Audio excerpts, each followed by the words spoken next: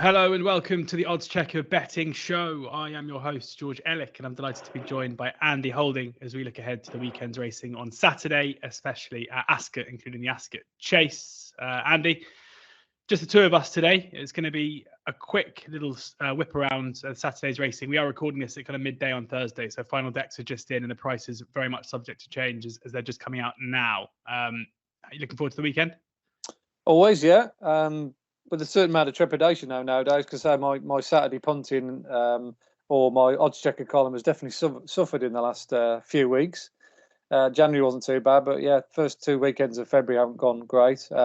Should have put Zanza up really off the back of our discussions here last week. That one went a begging. I should have had a little small interest in that for the subscribers, but yeah, it's no point dwelling on that too much. We've got to try and resurrect it this weekend. Exactly. Well, yeah, hopefully a few people who watched the show last week would have backed Zanza. I actually watched Zanza using the exchange stream. So I was kind of logged in and money in the account, saw Zanza there. Remember what you said? Just didn't back him. Don't know why. Just decided against it and watched him absolutely scoot up, which is a bit of a blow. Before we get into the racing, as I mentioned last week, the guys over at Racing Weekly are doing a live show at the George Pub in Chiswick in London.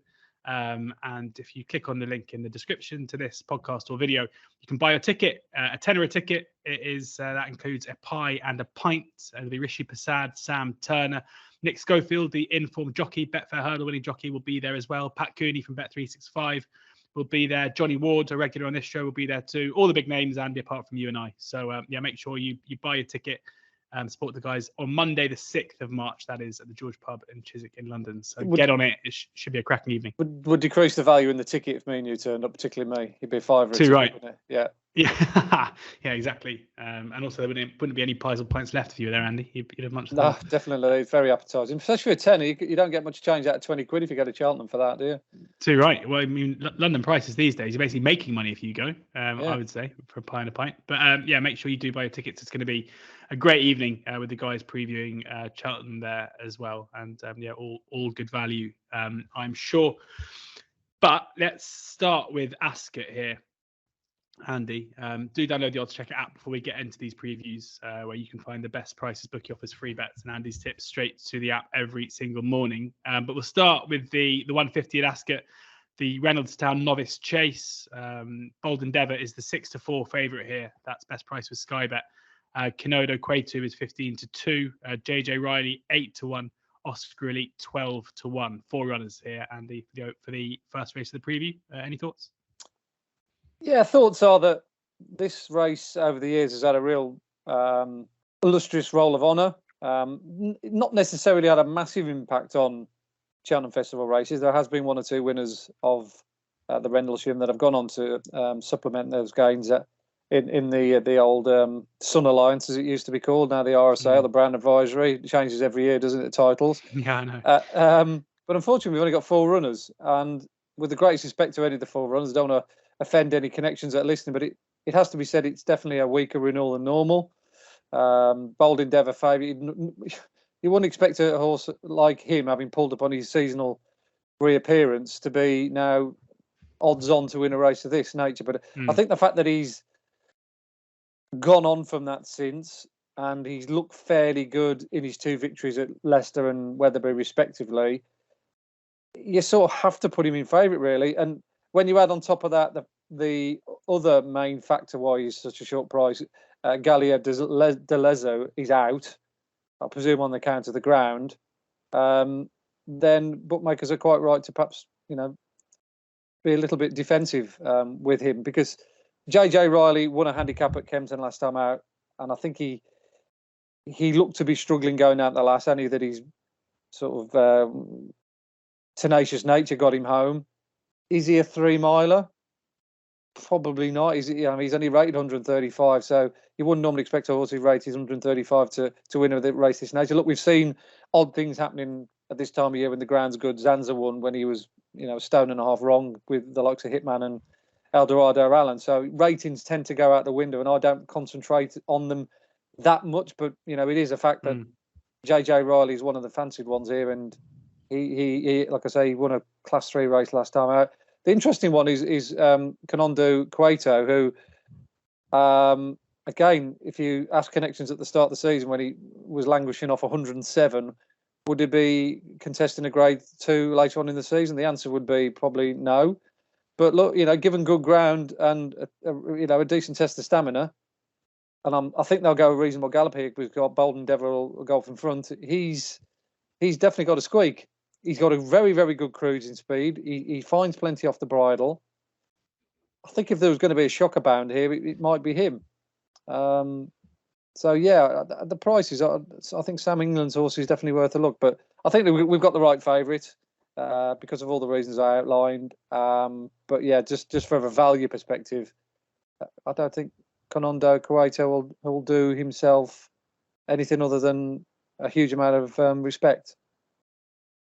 This is, I mean, as I say, this is prices coming out as we're recording, but Sky Bet have, and I've checked this, and it is right. Sky Bet have basically got the middle two in the market flipped, where JJ Riley's market price 8-1 with basically all firms. Sky Bet go 5-2.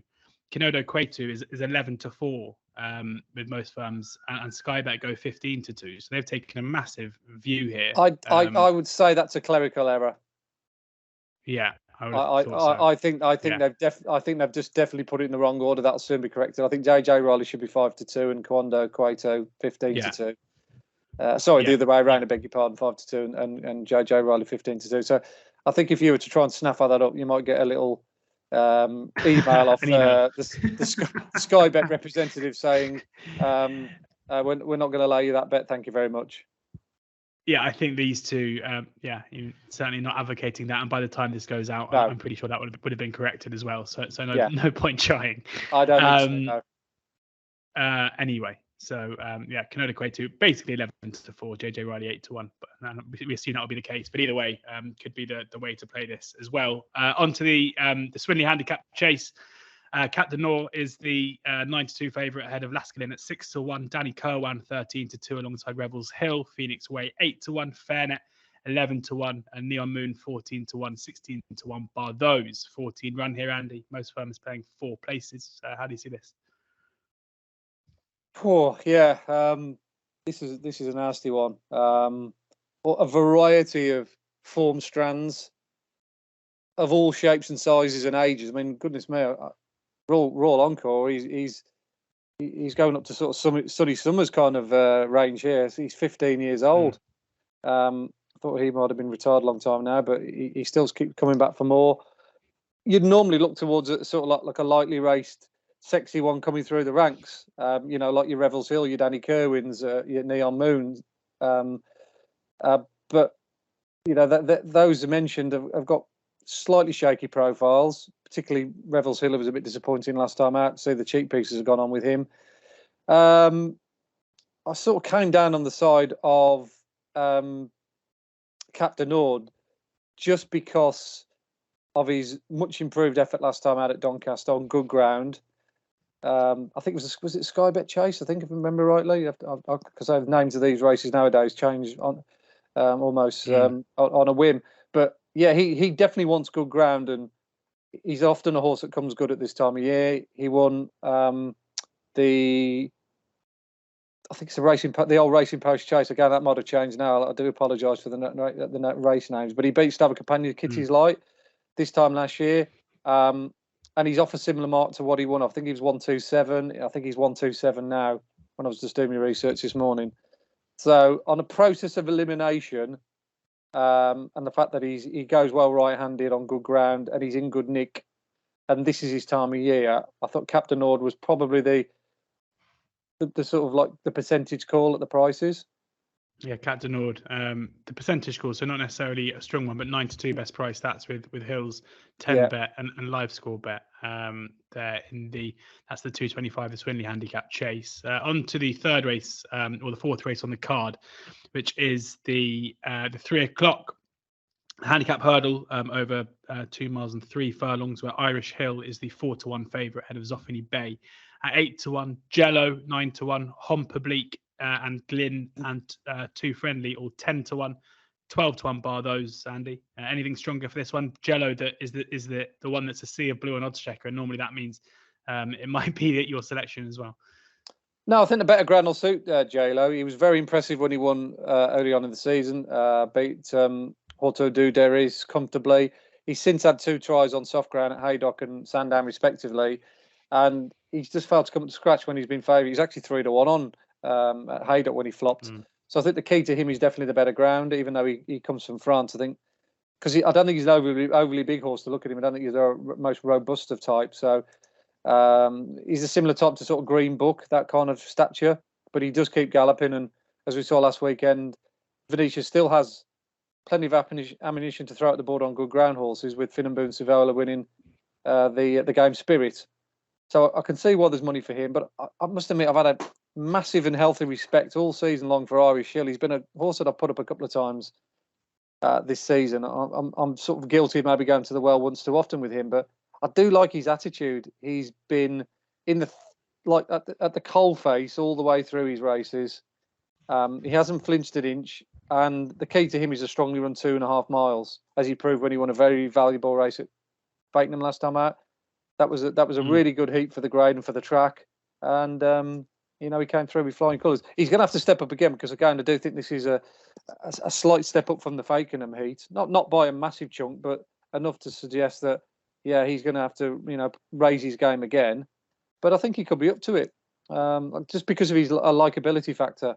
I think he's just the kind of horse that loves his racing, and that shows in his performances, because he very rarely throws a bad run in. In fact, I'm just checked his profit. I don't think he's been out the frame in his life. Has he been out the frame in his life over hurdles? No, he hasn't. He's never been out the first 3 in his life. So that's cue for him to finish 4th. Now I've tipped him each way with 3 places. But if there are 4 places available, I'm sure there will be Saturday then. If you can get look almost like a bet to nothing around about the 4-5-1 mark, then he'd be the one.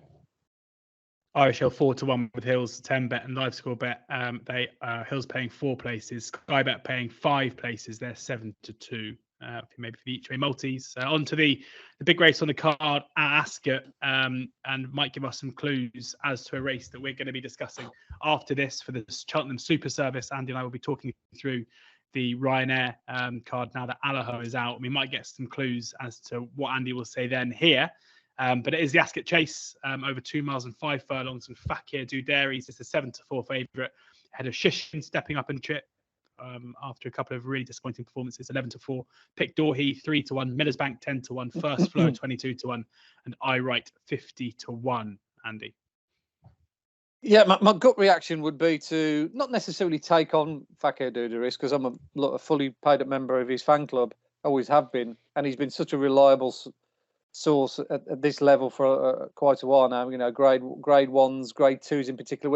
When he sidestepped the big guns like an Allaho, if he took on Allaho and his pomp, he'd run against him 10 times and he'd get beat 10 times. But you connections have been very, very clever with him. They've sometimes bypassed Cheltenham. They've gone to Aintree. They've gone to various meetings and plotted a course throughout the season. I think that's partly down to Kevin Blake, who does all the entries for Joseph O'Brien. Why he's been so successful and why he's been such a good money spinner. He won this race last year, but it wasn't a much softer surface than what he's going to encounter over the weekend. I think ostensibly he would want giving the ground, and I don't think look at the conditions come the weekend and the forecast, he's going to get that. Plus the fact I think he looks a little bit more vulnerable than he would do in ordinary years, because he comes off the back of a win last time out, but I think he was beaten when the thing of Willie Mullins fell at the last. Something like Haute Couture or something like that.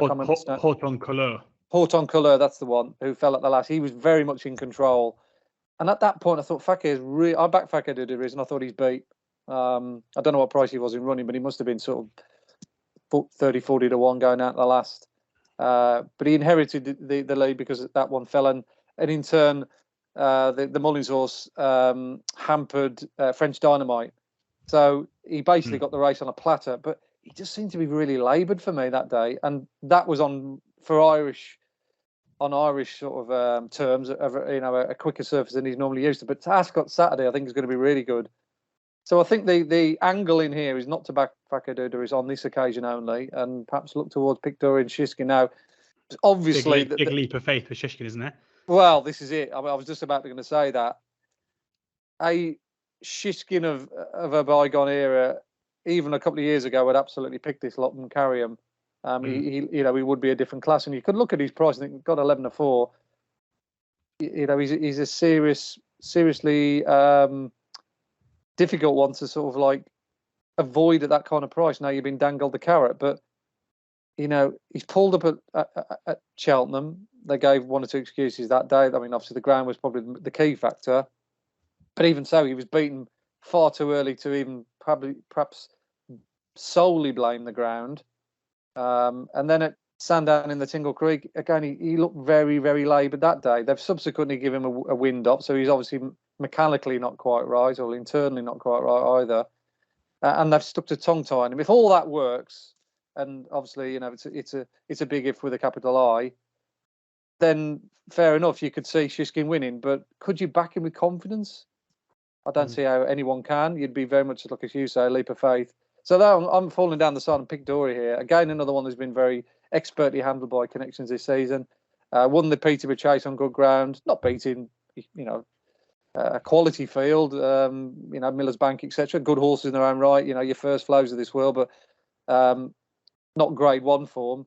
And then, he doddled up last time out at Kempton in a grade two again. He just looks in great form, this horse. And the fact that he's a front runner, likes to race prominently, keeps himself out of trouble, keeps his own counsel, and will just bound along on good ground and,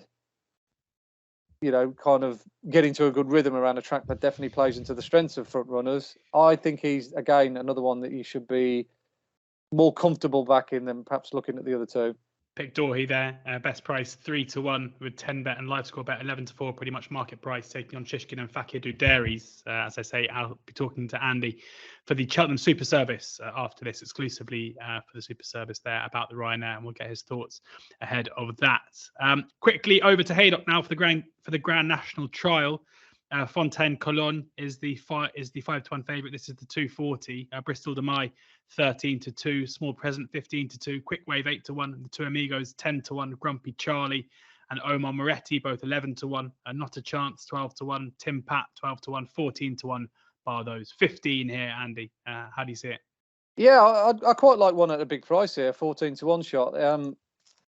I think this horse has been really unlucky this season. The horse in question is First Lord de Coué. He's bumped into some seriously progressive novices that have just had too much for him on the day. But I don't think it's through lack of effort or there's anything sinister about him at all. He got beat by Complete Unknown, who's regarded as a Grade 1 horse, won the EBF final last season at Sandown. Monbeg Genius, who beat him at Chepstow 2 starts ago, absolutely dotted up when he went back and justified favourite the next time. And I do think Sizable Sam's now back number either. Jeremy Scott horse who beat him in Exeter. Every time he jumped well, he travelled well, he tried as hard as he could. Sometimes you look at horses, you think, are they a dodgy because they keep finishing second, or is there excuses? I.e., is the time figure good? Was the winner just better handicapped? And I take the view that he has been a bit of shade unfortunate. Either way, even if he was to, you could put him in the former category, i.e., he could have a little bit of a brittle constitution off the bridle. If you were that way inclined of thinking, I still think because of the way he jumps and travels, he'll get himself into the thick end of the business end of the race. And I think at 14-1, he's liable to run his race more than most. The ground's fine for him. The track will suit him because he jumps well. He's a really good jumper, an accurate jumper. And I just like his profile. So I'll go with First Lord de Coué each way. Again, if you can shop around and get 4, maybe 5 prices on the day, then there's worse bets than him in the race. Put it that way. Yeah, 5 places currently. Paddy Power and William Hill, who are both 14-1. So for David Noonan's ride here, First Lord de Coué in the Grand National Trial. Finally, before we let you go, Andy, we're going to just cover off the Kingwell Hurdle at Wincanton. A trappy little affair, this one. The 3-12. First Street is the 11-8 favourite ahead of Napper's Hill at 13-8. I like to move at 100-30. Global Citizen making up the numbers at 33-1. Yeah, we missed the Rendlesham Hurdle as well out at Haydock, which is a great race. So perhaps have a little bit of a look back at that if we bounce back in a second. But cool. yeah, just the 4 runners. I'll keep it short and sweet. I think Nappers Hill will probably win. He was good here when he won early on in the season, the Elite Hurdle, similar race to this when he beat Sco Royale. They subsequently tried him in Grade 2 company at Cheltenham over 2.5 miles. He ran really well, but he just didn't see out the trip at that level. But I don't think there's any disgrace or any shame in finishing. A close-up fourth behind Nicky Henderson's mare who won it that day. Looked a strong race of its kind. Obviously, I take on board First Street was ahead of him, but First Street's always looked a little bit more of a stayer than just a 2-miler.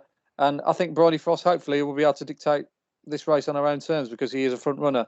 I've always liked First Street. I think he's a horse that I've often gone for in my column because of his reliability factor. And he's got equally good form going right-handed as he had left-handed. He won at Kempton last year in a competitive handicap off top weight going right-handed, and the ground won't bother him. So I do think because of their twilight zone kind of rating and profile, i.e. they're not good enough to win a champion hurdle. They're not good enough to perhaps win a county hurdle off 150 odd. This is very much going to be their target for the season. Yes, they might roll the dice at Cheltenham if all things go well, but connections of Nappers Hill, First Street, I like to move it. For instance, I think they'll really have a right crack at this. So I think this will be a really competitive race. Don't think Gladbach Citizen's good enough. I think perhaps they're gearing him up for a spin at the Grand Annual again and trying to protect his handicap mark. So that'll probably be the tail of the tape with him. But I just prefer Nappers Hill because of his course and distance form. But there's £1 between them on official ratings, and I think it is a nasty one to have a dogmatic view on. Nappers Hill 13-8 across the board there, and you mentioned the Rendlesham, so I'll go back to Haydock. It's the 205. Ernie River is the 5-2 favourite ahead of Ashtown Lad at 7-2. Green Book 9-2. As is Itchy Feet 10-1. Bar 7 runners. Yeah, again, there'll be several horses that literally will be turning in their grave here. Former winners of this race. I mean, it's a race steeped in history, but it's similar to the race over at Ascot. I can't remember its name now. Is it the race we've already discussed? The 2 mile. Reynolds. Is it the Reynolds Town? Yeah, the Reynolds Town. Yeah. I mean, goodness me. Like I say, with the greatest respect to these, the top-rated horse for a Grade 2 here is 143, and that's Itchy Feet, and he's obviously perhaps a lighter form he is, albeit he did win a handicap last time out of Per Temps qualifier. The one I quite like the most here is Ashtown Lad. Now, he's got a Grand National entry, and that's probably going to be the target because he's won over the national fences, but I'm not absolutely totally convinced he's going to get beyond 3.5 miles. But he travelled really well at Warwick last time in what turned out to be quite a strongly run, certainly a strongly run back end of a good handicap at Warwick when last seen behind a horse of Charlie Longsdon's. I like the way he cruised up that day, but he just didn't have the speed of the winner, who was very tenacious from the front. She has been all season, but they pull well clear of the rest. And I did the sort of circuit to circuit comparisons with that race compared to the 2 and 2.5 mile races on the same card, and that 3 mile race came out the best. So I didn't mind that run of Ashtown Lad. I think he'll cruise into the race going well, and then it's just a matter of whether he'll get the job done, which hopefully he will.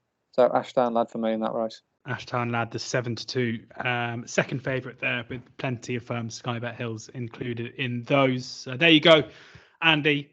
Jumping around a bit on Saturday, but we've got through the major races on the card. Thank you very much as ever for sharing your tips and insight with us. And yeah, plenty more where that came from. Do make sure you download the oddschecker app for the best prices, bookie offers, free bets, and plenty more up on there as well, including Andy's tips every morning of racing straight to the app as well. As I said, do buy a ticket for a tenner if you're going to be in the London area on Monday the 6th of March for Racing Weekly Live, previewing the Cheltenham Festival. Should be a really, really good evening at the George Pub in Chiswick. £10 gets you a ticket, a pie and a pint. Should be a great day. I'm hoping to make it if parenting duties allow me to, but we'll see how that goes. But have a great weekend either way. We'll be back again next week. Looking forward to that. But in the meantime, please do enjoy the racing and ensure that you're gambling responsibly.